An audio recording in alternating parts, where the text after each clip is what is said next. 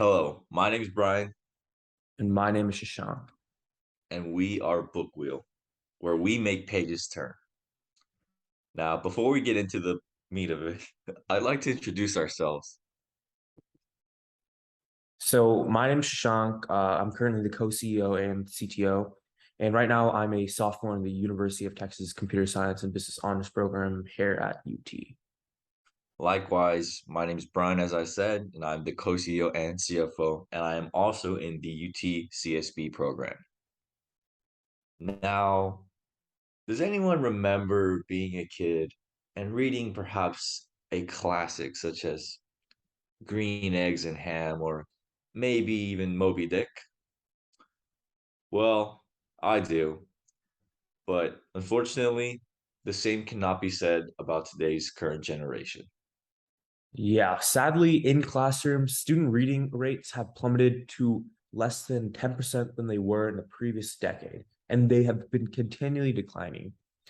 And this is because for teachers, it can be really hard to motivate students to read when there are things like the internet and mobile games, or there's just a plethora of books, and teachers just can't help a individual kid choose the right book for them. It's just impossible to get a student that book that they can really dive their nose into. And above all of that, even if they teachers can get students to read, teachers have no way of managing reading in their classrooms. It can be hard to monitor how much they read and if they actually even read the book at all. So, how does Bookwheel work? Well, students are greeted by the homepage when they log in, and they can immediately see where they stand in the leaderboard, how many points they've earned through logging and comprehension quizzes. They can also change their avatar and log on the page. Additionally, they can take quizzes for any book they've read. They can search a book and they can take a quiz for a certain amount of points. So in this case, the student is taking a simple comprehension quiz for the Polar Express, or they're asking, what did Santa give the kid? And it's a silver bell. If they get at least a 60% on the quiz, they will earn points, which they can use to cash in on things like badges. And in the future, we will have virtual avatars as well. And for the teachers, we have a teaching suite where they can monitor student progress in the class and make sure that students are passing the quizzes they take, doing how well are they actually doing the quizzes, and additionally what they're logging. So, how many pages of Harry Potter do they read on what day? And it helps teachers understand what books that the students like. And in with that and the recommendation systems, teachers can really understand how to motivate students to read. And now for the competition. Within the edtech space, there are some big name competitors Bookwheel has, such as Class Dojo and AR Renaissance. However, Bookwheel provides a degree of specialization and accessibility that we believe gives us an edge against these competitors. That now brings us to our business model. So, Bookwheel's business model primarily will consist of a premium subscription for teachers slash schools and libraries. The benefits would include widgets such as custom quizzes for teachers, as well as personalized badges and avatars for the students.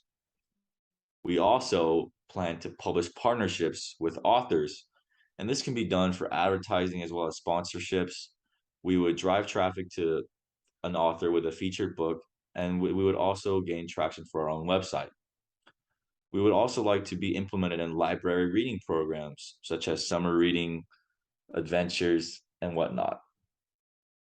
As for the market, based on some recent financial reports, the primary education market value is estimated to be around 5.8 billion.